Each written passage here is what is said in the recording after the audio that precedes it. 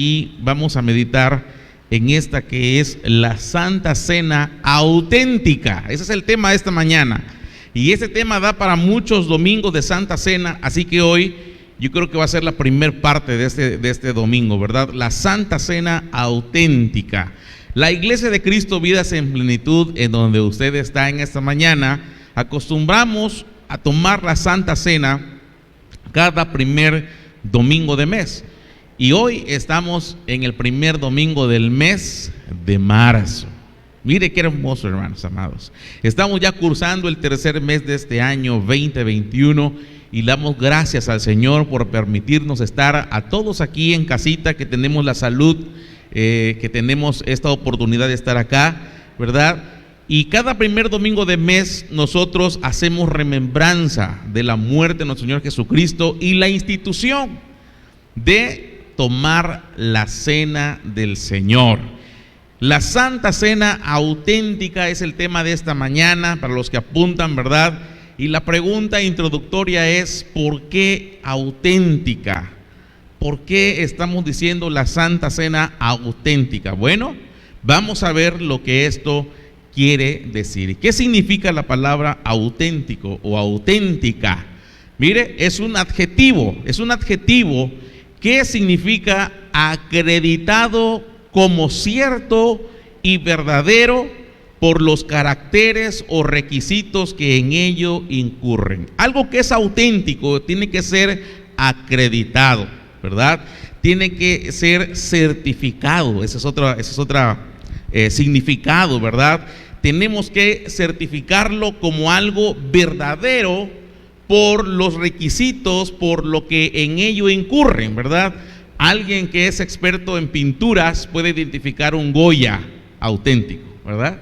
Alguien que es experto en los timbres, ¿verdad? En el oro, puede identificar, puede certificar de acuerdo a los lineamientos cuando es auténtico, ¿verdad? Hay personas que se dedican a acreditar, a valorar cuando algo es auténtico, ¿ok?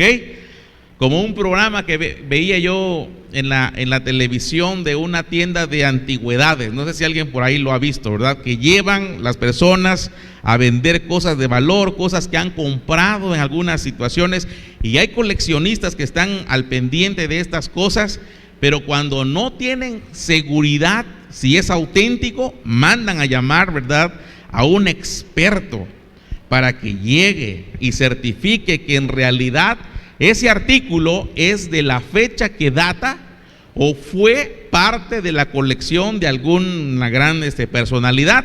Entonces, lo que quiero decirles es que algo auténtico se tiene que certificar. Con la Santa Cena tenemos que hacer ese mismo ejercicio, iglesia amada.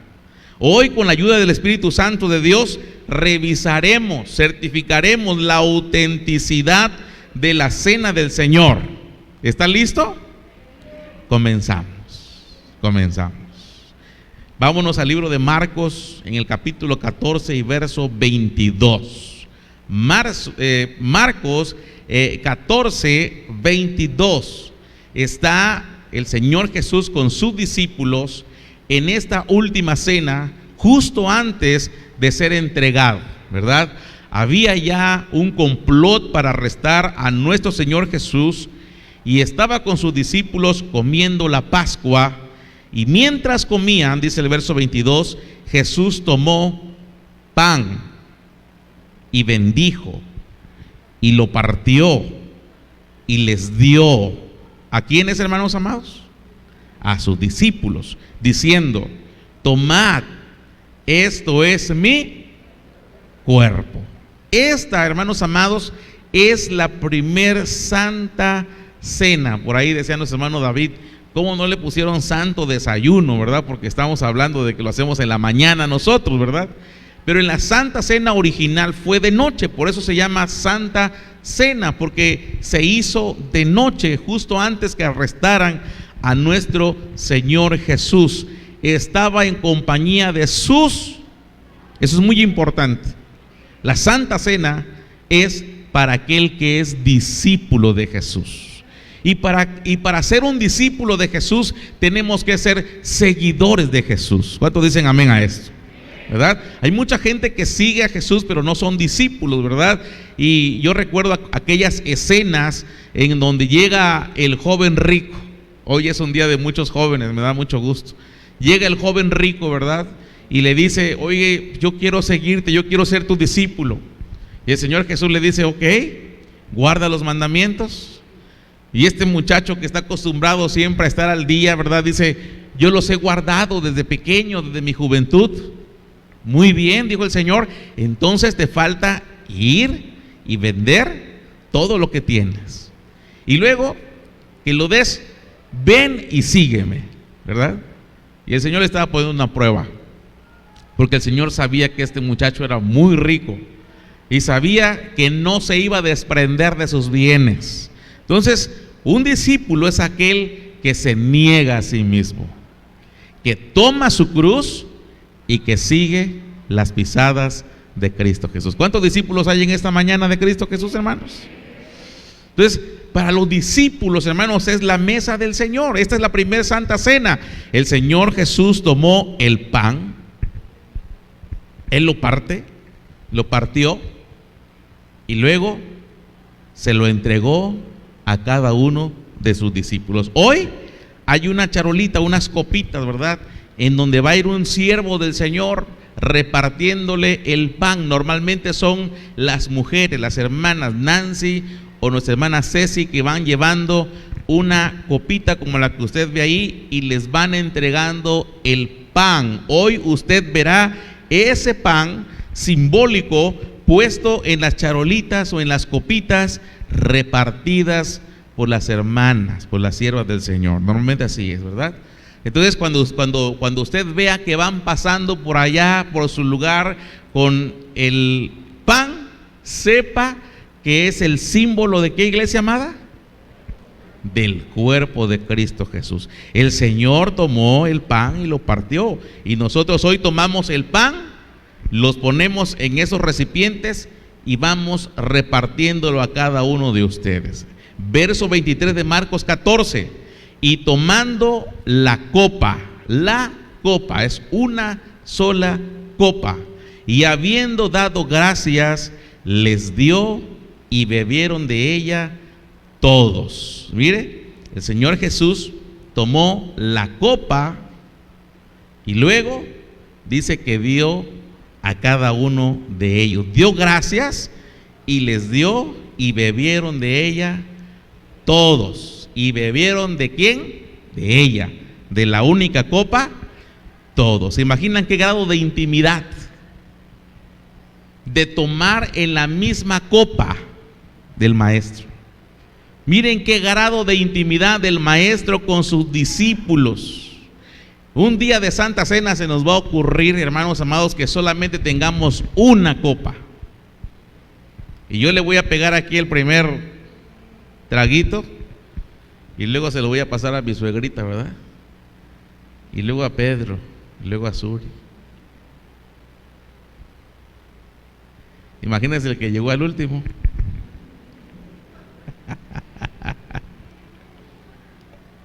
¿Será que nos animaremos, hermanos amados, a participar, a beber todos de una misma copa? Vamos a ver de cómo nos toca, ¿verdad? Ese día todos aquí en primer fila. Porque las cosas, los tiempos han cambiado, ¿verdad? Y como que no se siente muy bien estar tomando en el mismo vaso el pozol, ¿verdad? Pero mire qué grado de intimidad hay en Cristo Jesús y sus discípulos. Hoy usted va a ver unas charolitas, ¿verdad? Y no va a ser la misma copa, sino cada uno de ustedes tendrá una copita de vino, que es el fruto de la vid, ¿verdad? En nuestro caso no es fermentado, no se preocupe por eso, ¿verdad? Es fresco. Y con todas las medidas sanitarias, hoy tenemos hasta tapitas, ¿verdad? En los vasitos de vino hay una tapita, y usted la va a poder sacar la tapita y va a poder disfrutar de el vino, ¿verdad? Hoy usted verá las copas del vino, que es el jugo de uva, puesta en esas charolitas repartidas por los siervos del Señor. ¿Y qué simboliza el vino? Mire qué hermoso, la sangre de Cristo. Pero le vamos a poner algo más. En Marcos capítulo 14 y verso 24, y les dijo, después de haber tomado de la copa, les dijo: esto es mi sangre del nuevo pacto. Y subrayé eso, ¿verdad? Para que nosotros de ahora en adelante nos acostumbremos a decir que la copa de vino simboliza la sangre de ¿qué, hermanos amados? Del nuevo pacto. Del nuevo pacto, que por muchos es derramada. Valdría mucho siempre, hermanos amados, que hagamos referencia a la sangre de Cristo simbolizada en el vino, ¿verdad? Pero que tengamos que pegarle estas tres palabritas: del nuevo pacto. ¿Lo podemos decir en esta mañana? El vino es el símbolo de la sangre de Cristo del nuevo pacto. Tres palabritas que son muy importantes para que sea una santa cena auténtica. Tiene que ser y tiene que estar establecida en el nuevo pacto. Cristo Jesús con su sangre vino a darnos, hermanos amados, ese nuevo pacto. Dios siempre quiso tener esa relación personal con el hombre.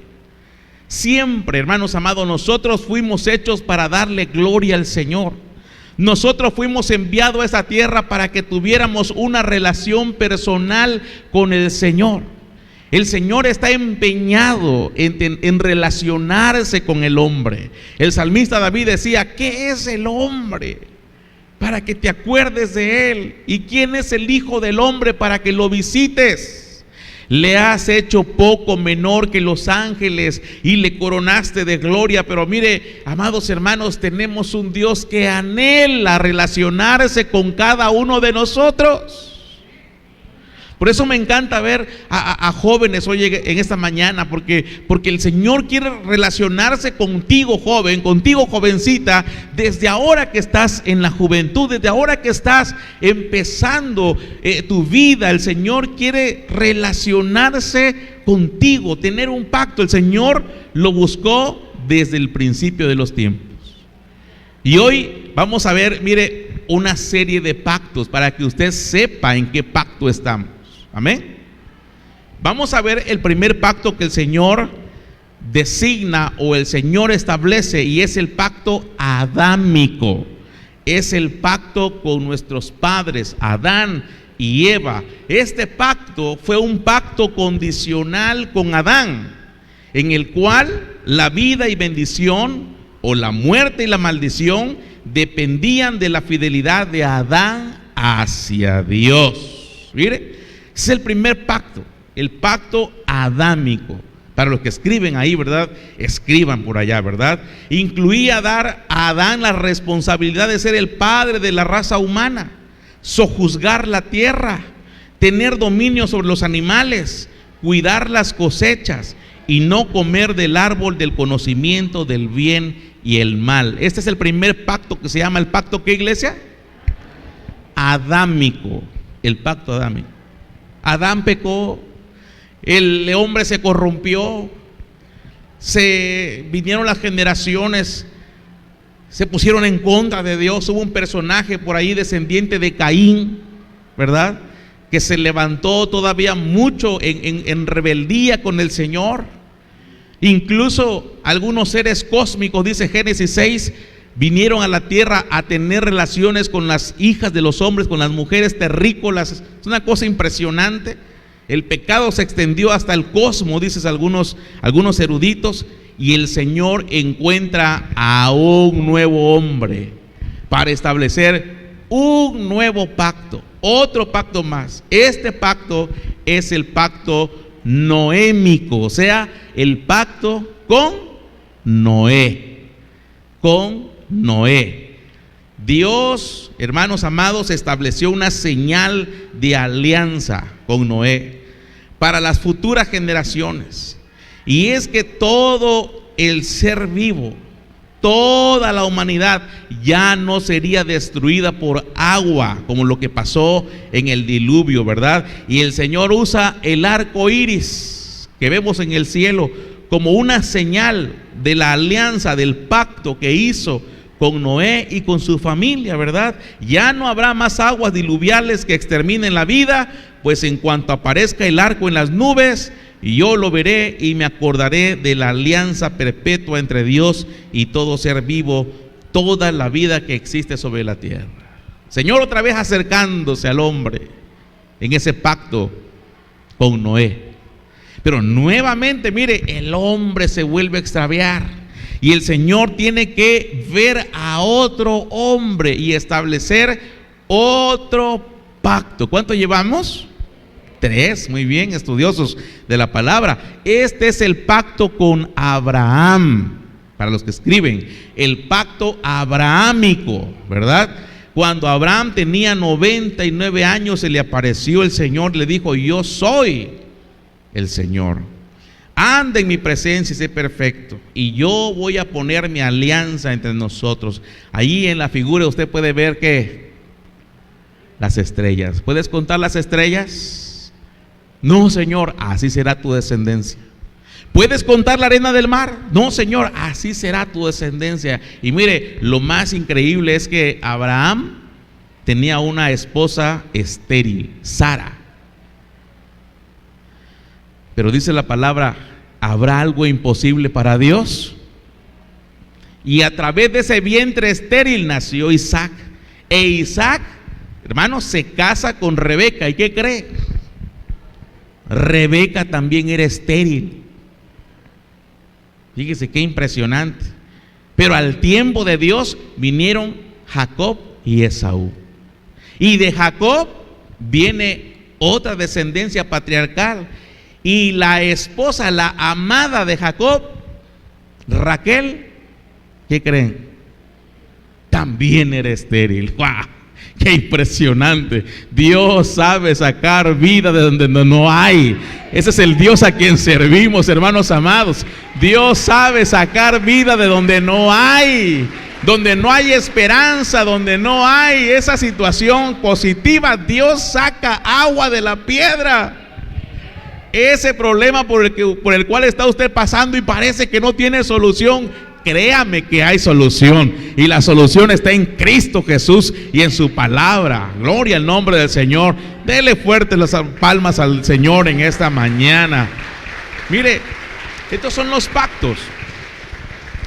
Y entonces, hermanos amados, se levanta la generación de Abraham, ¿verdad? Se van a Egipto, son esclavizados, y el Señor nuevamente, ¿verdad? Después de 400 años, ve a un hombre y establece un pacto con él, que es el pacto mosaico, el pacto que hace el Señor con Moisés. Fue dado a través de Moisés para los hijos de Israel mientras estaban viajando de Egipto hacia la tierra prometida, ¿verdad? En Éxodo, y ampliado en muchas otras partes de las Sagradas Escrituras, Dios le dio a Moisés la ley que serviría para ordenar su relación con el pueblo de Israel. Todos los mandamientos que el Señor le da a Moisés en el Sinaí, para que ahora ellos tengan el pacto mosaico. No son solamente 10 mandamientos, son, hermanos amados, muchísimos mandamientos. Para la vida sanitaria, mandamientos para la guerra, mandamientos para la vida social, mandamientos para la parte espiritual. Hay un montón de mandamientos, ¿verdad? Pero ese era el pacto. Este fue un nuevo pacto entre Dios y Moisés para el pueblo de Israel. Los saca de Egipto, los introduce en la tierra prometida, y ahí en la tierra prometida levanta el Señor primeramente a jueces, ¿verdad? Y después de levantar a los jueces, que eran los principales, el pueblo pedía rey. Y Dios levanta al primer rey de Israel, que fue el rey Saúl, ¿verdad? Saúl desobedece y el Señor le quita el reinado a Saúl y levanta a un hombre que se llamó David.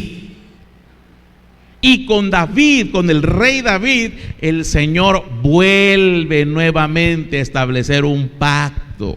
A este pacto se le llama el pacto davídico, para los que están apuntando, ¿verdad? Y los que no apuntan, de todas maneras lo pueden ver en la repetición, pero su bosquejo lo quiero hoy. Bueno, de hoy al miércoles, pues le voy a dar chance. Con David, hermanos amados, se establece el pacto davídico. Este pacto es incondicional entre Dios y David, a través del cual Dios promete a David y Israel que de su descendencia vendría un rey eterno. ¡Wow! Del linaje de David venía un nuevo rey cuyo reino sería eterno, hermanos amados. Pero mire, es necesario este recorrido que yo les hice, aunque sea de manera muy rápida, de los pactos, para que podamos entender este acto que estamos haciendo hoy. Necesario.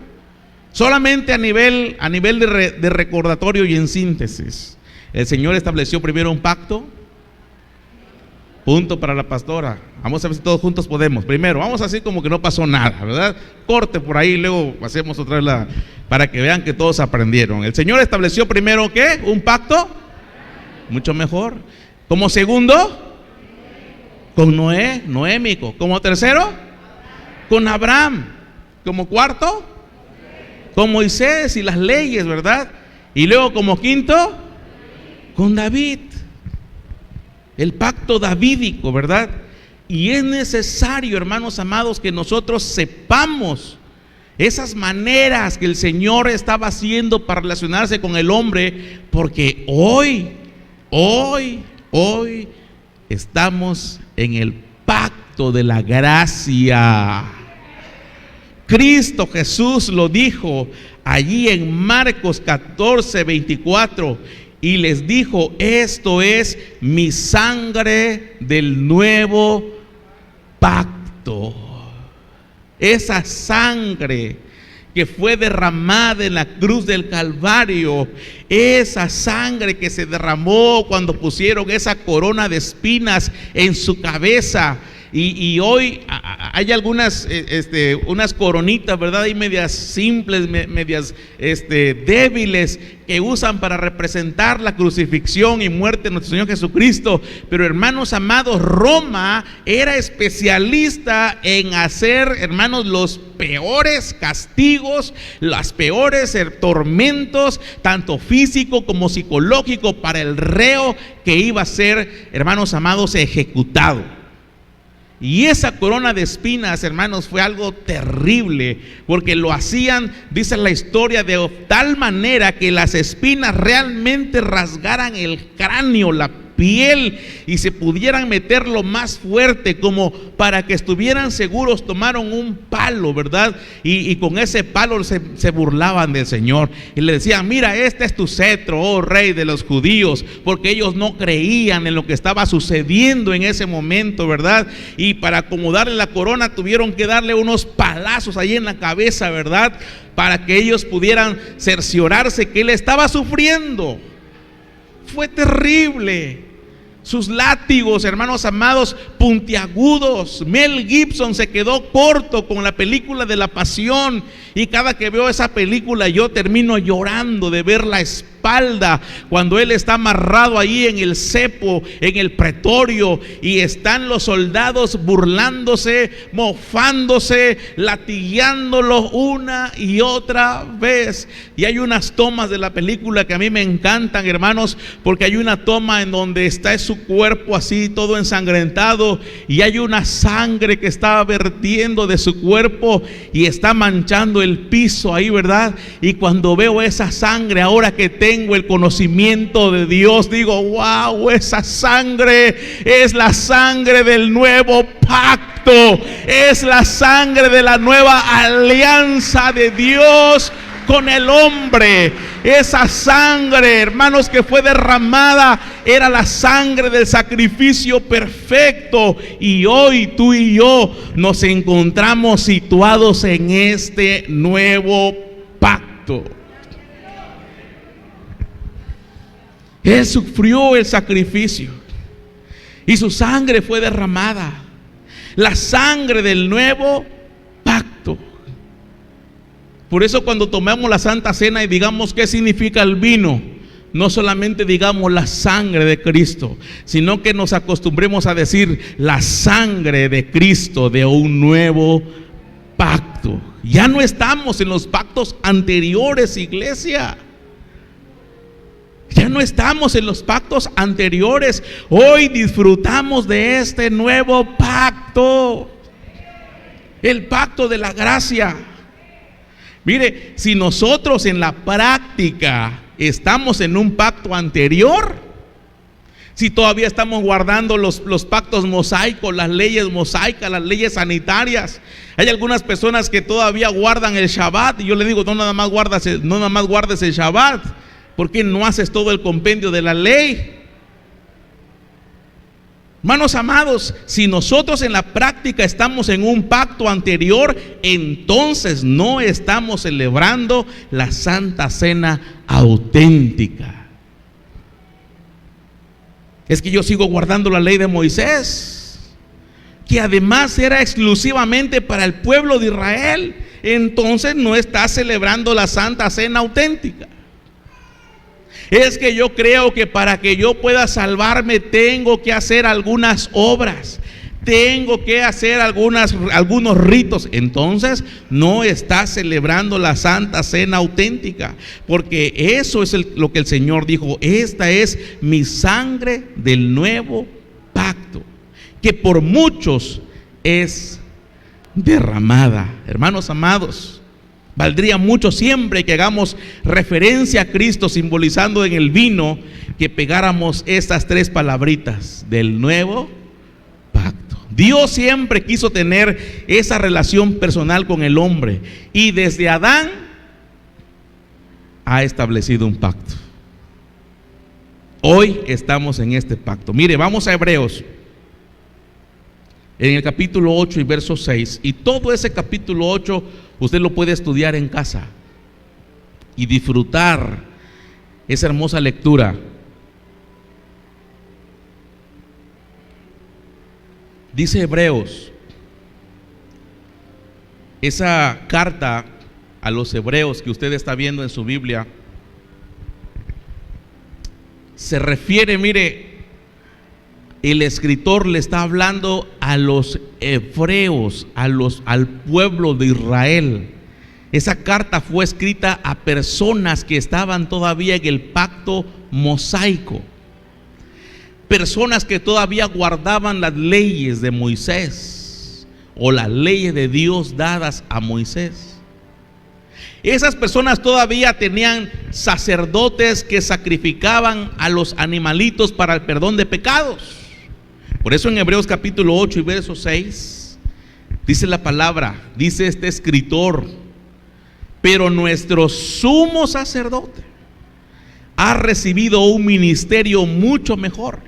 Y ahí está refiriéndose a quién, iglesia amada, a Cristo Jesús. A Cristo Jesús. Él, nuestro sumo sacerdote, ha recibido un ministerio mucho mejor, pues es mediador de un pacto, ¿qué, iglesia? Mejor, establecido sobre mejores promesas. Wow. Verso 7.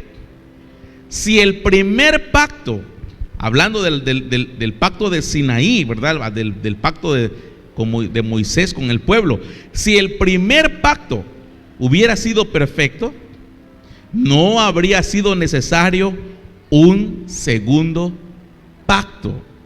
¿Ok? Pero esto no fue así, ¿verdad? Y tuvo que venir Cristo para ser mediador de un nuevo pacto. Verso 8. Pero Dios, al reprocharle sus defectos, dice: ¿a quién le va a reprochar sus defectos? Al pueblo de Israel. Y el Señor, al reprocharle sus defectos, dice: vienen días. Wow, desde la eternidad, desde ya, cuando estaba todavía el pacto mosaico, cuando estaban todavía ya regidos por este pacto, dice: vienen días, Entre paréntesis, ¿quién lo dice? Dice el Señor. Vienen días en que estableceré un nuevo pacto con la casa de Israel y la casa de Judá.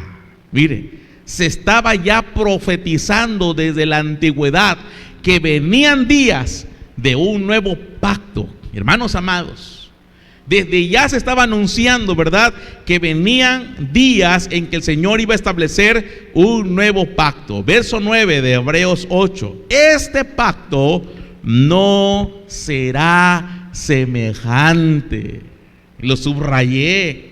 Nada tiene que ver. No se parece. ¿Qué otro sinónimo hay para no es semejante? No es igual. ¿Qué más?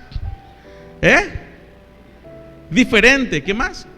Distinto. No es lo mismo. No es semejante. Por eso lo subrayé ahí, ¿verdad? No lo querramos meter a la situación anterior. Esto es nuevo. Este pacto no será semejante al que hice con sus antepasados el día en que los tomé de la mano para sacarlos de la tierra de Egipto. Pues ellos no fueron fieles a mi pacto. Hermano amado, ¿cómo van a ser fieles si el pacto era muy complicado? Guardar la ley era demasiado complicado, era imposible, ¿verdad? Y por eso los abandoné, dice el Señor. Qué impresionante es esto. Verso 10. Este pacto que haré con la casa de Israel después de aquellos días, dice el Señor, pondré mis leyes ¿en dónde, iglesia? Pondré mis leyes en su mente y las escribiré sobre su corazón. Yo seré su Dios y ellos serán ¿qué?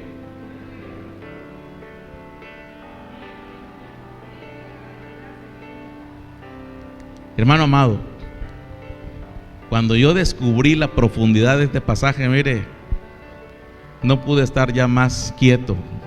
Dormí poco ese día. ¡Qué impresionante! ¿Cuántas veces lo hemos leído y lo hemos leído, pero pasamos así? ¿Sí le ha pasado? Mire, este pacto que haré con la casa de Israel después de aquellos días, dice ¿quién? Dice el Señor, pondré mis leyes en sus mentes. Qué impresionante. Y las escribiré sobre su corazón. Yo seré su Dios, ellos serán mi pueblo. ¿Sabe qué me impresionó de este pasaje? Que es Dios mismo. Dios mismo. Dios mismo. Él mismo lo hará. Dios mismo se aparece de pronto en nuestras vidas. Ya no hay un sumo sacerdote para que ese sumo sacerdote ponga las leyes escritas en tablas en cada uno del pueblo. Ahora es Dios mismo el que con su mano, con su lápiz, toma nuestras ¿qué?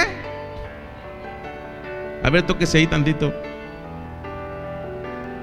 Mire, ahí donde usted se está tocando, ahí llega la mano del Señor. ¿Sabe cómo lo empecé yo a imaginar, a pensar? Como si el Señor agarrara, mire, un bisturí y nos hiciera una operación aquí en la cabeza, ¿ve? Sacara el cráneo dandito hacia un lado y luego tomara con su mano santa y su pluma real y empezar a poner ahí en nuestra mente: oye, oh, su nombre. Oye, oh, Alex. Jehová, tu Dios, Jehová uno es. Y amarás, Alex, aquí, el Señor escribiendo acá, amarás al Señor tu Dios con todo tu corazón y con toda tu alma y con todas tus fuerzas. Y amarás a tu prójimo como a ti mismo. Escribiendo. Hermano amado, ¿a alguien le ha escrito el Señor sus leyes en su mente? ¿A alguien, hermanos, le ha escrito el Señor las leyes aquí en su corazón?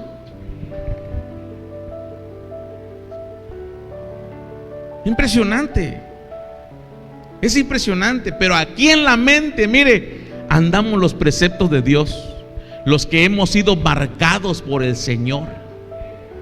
Por eso somos tan ridículos para el mundo, porque amamos al Señor, porque nos han tatuado en la mente, mire, las ordenanzas, las leyes, los preceptos de Dios.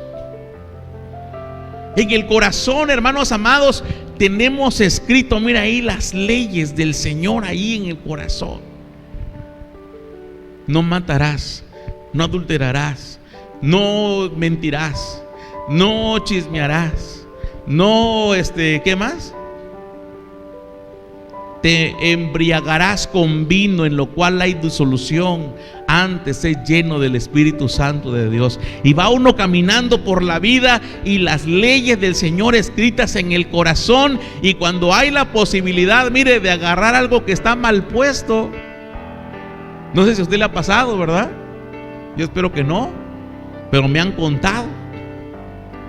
Y de repente no nos dan el cambio, ¿verdad? Nos dan de más en donde vamos comprando, ¿verdad? Y el que no tiene las leyes en el corazón, mire, dice: esta es mi bendición, Señor, gracias, Padre.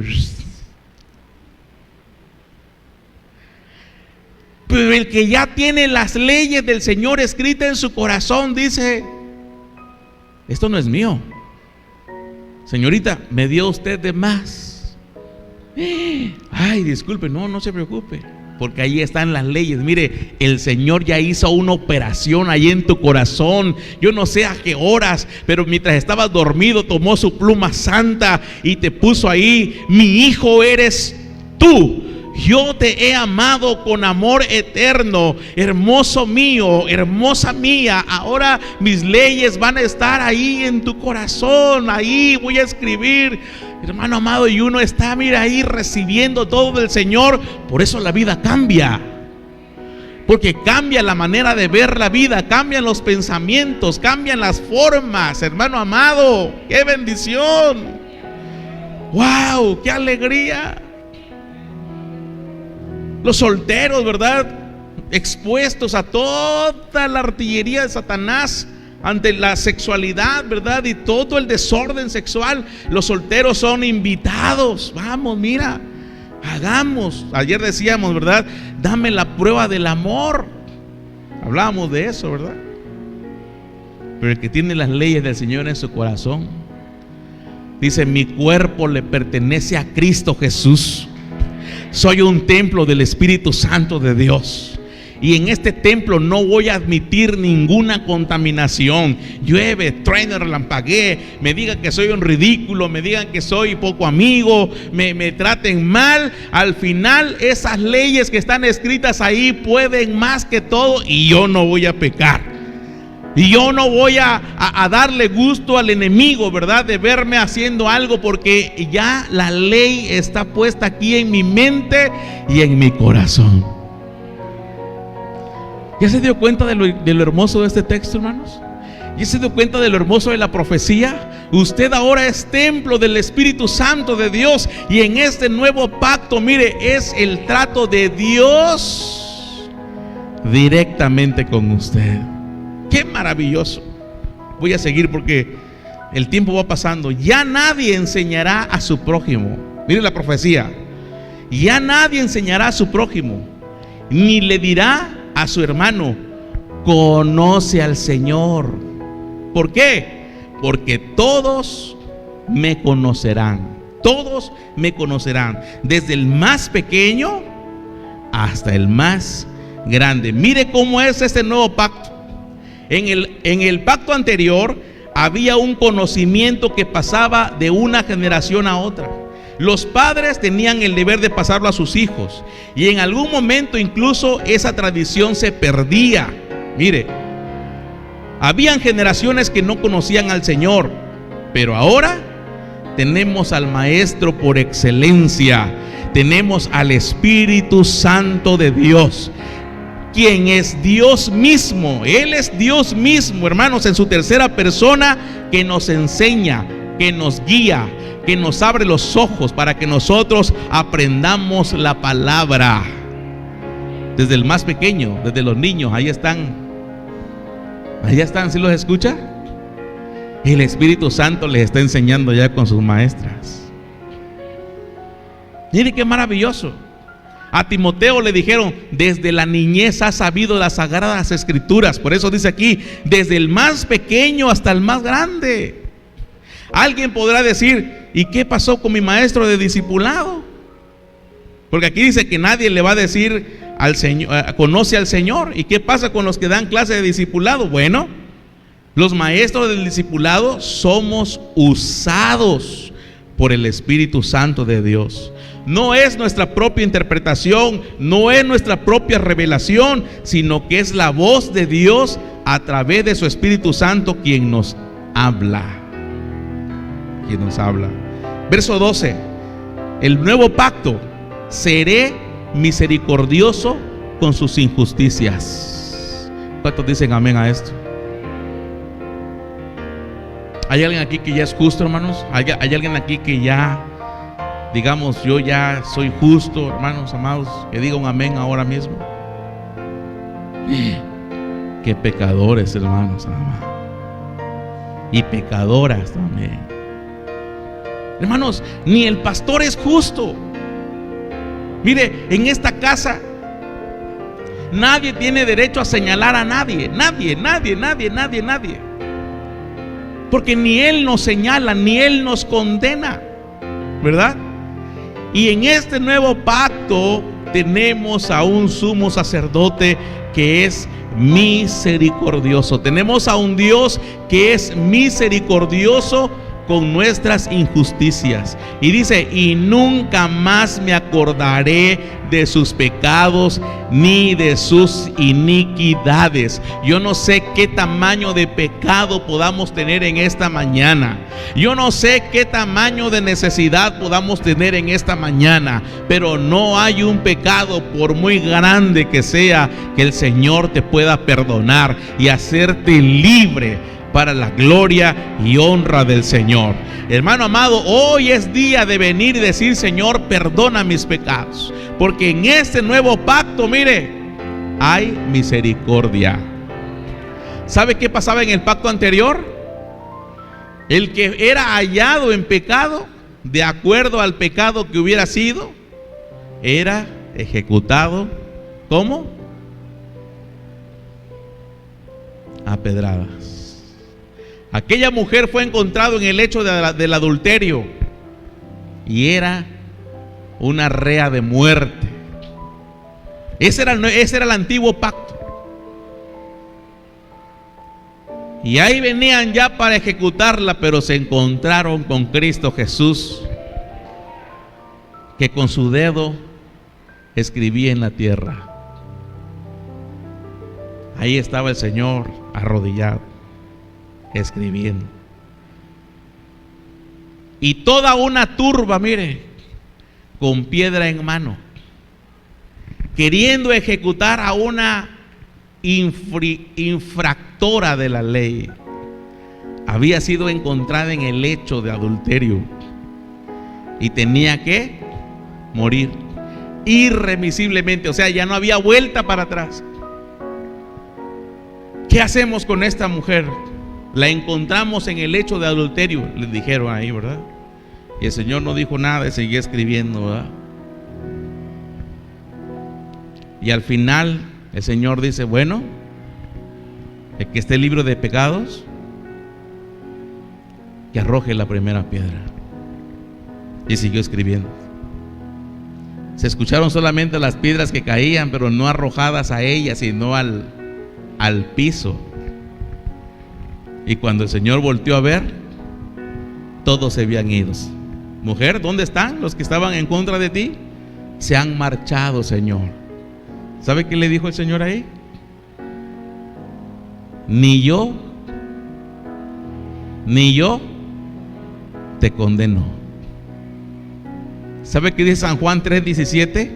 El 3:16 es muy popular, porque de tal manera amó Dios al mundo, que ha dado a su Hijo unigénito, para que todo aquel que en Él cree no se pierda, mas tenga vida eterna. Pero el 17 es maravilloso y dice: porque no envió Dios a su Hijo al mundo para condenar al mundo, sino para que el mundo fuera salvo por Él. Ese es el nuevo pacto. Ese es el nuevo pacto. Seré misericordioso. Ni yo te condeno. Ve, no peques más. Estaba a punto de que Él iba a ir a la cruz por esa mujer, por los pecados de esa mujer. El Señor iba a ir a la cruz por el pecado, hermanos amados, de toda la humanidad. El Señor fue a la cruz. Por eso dice en el verso 13, y con este termino: al decir nuevo pacto, se ha dado. ¿Por qué, iglesia amada? Hebreos 8, capítulo 8 y verso 13. Se ha dado por viejo al primero. ¿Cómo está el primero?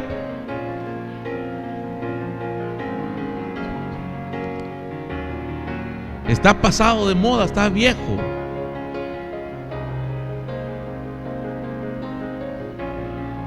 Y lo que es viejo y anticuado está en vías de desaparecer. ¿Sabe por qué, iglesia amada? Porque ahora Cristo Jesús establecía un nuevo pacto con la humanidad. Mire qué bendecidos somos. Estoy terminando. Mire qué bendecidos somos, mis amados hermanos, al vivir ahora en este nuevo pacto de Dios con el hombre. Este servidor suyo, si hubiera vivido en el pacto mosaico, yo creo que de los 13, 14 años me hubieran matado a pedradas. Gloria a Dios por vivir en este nuevo pacto. ¿Cuántos hubiéramos ya muerto a pedradas en el antiguo pacto? Levante su mano, hermano. ¡Qué pecadores y pecadoras! Bendito Dios que estamos en este nuevo pacto. El vivir ahora en este nuevo pacto de Dios con el hombre es, hermanos amados, disfrutar de un pacto por gracia. Porque por gracia somos salvos, por medio de la fe. ¿Sabe qué es eso? Dice Hebreos que la fe es la certeza de lo que se espera y la convicción de lo que no se ve. Dice la palabra en Hebreos 11 que por la fe fueron hechas todas las cosas. De la nada, de lo que no existía, fue hecho el universo. Mire, la fe en el Señor, esa fe genuina por la cual somos salvos, es la fe, es la confianza de saber que Él existe, que Él está. ¿Sabe qué dice la palabra del Señor? Que es importante que los que se acercan a Dios crean que le hay. Hay un Dios que te ama. Hay un Dios que te quiere bendecir. Hay un Dios que piensa todos los días en ti. Y que si hoy estás en esta mañana aquí sentado o me estás viendo en esa transmisión, es porque Dios tiene un propósito todavía para tu vida. Él no se ha olvidado de las promesas que le hizo a ti, a tu antigua generación. A lo mejor un papá, a lo mejor un abuelito, una abuelita oró por ti. Hoy estás tú en esta mañana no por una casualidad. Es que hay un propósito perfecto del Espíritu Santo de Dios y Él quiere una relación contigo hoy. Él quiere relacionarse contigo hoy. Por gracia sois salvos por medio de la fe. El que se acerca a Dios crea que le hay. Existe, Dios existe, existe el Señor. ¿Y sabe qué es lo que me encanta este texto? Que dice que es galardonador de los que le buscan, es premiador de los que le buscan. Es, hermanos, un papá que le encanta bendecir, que le encanta dar dádivas, buenas dádivas a sus hijos, dones perfectos, regalos hermosos. Yo soy un papá malo y sé darle cosas buenas a Ana Paula, mi hija, pues cuánto más vuestro Padre Celestial sabrá darles grandes premios, grandes bendiciones a aquellos que se acercan a Él con fe. Hoy probablemente veas que solamente yo estoy aquí en la plataforma, pero la palabra del Señor dice que el ángel de Jehová acampa alrededor de los que le temen y les defiende. Y yo creo eso porque está en la palabra del Señor. Entonces, con los ojos de la fe, usted ve que me muevo yo para acá y me muevo yo para allá, pero con los ojos de la fe, usted puede ver a un ángel como de este tamaño que se va moviendo juntamente alrededor de mí, porque el ángel de Jehová acampa alrededor de los que le temen. High five, venga ángel. Esos son los ojos de la fe.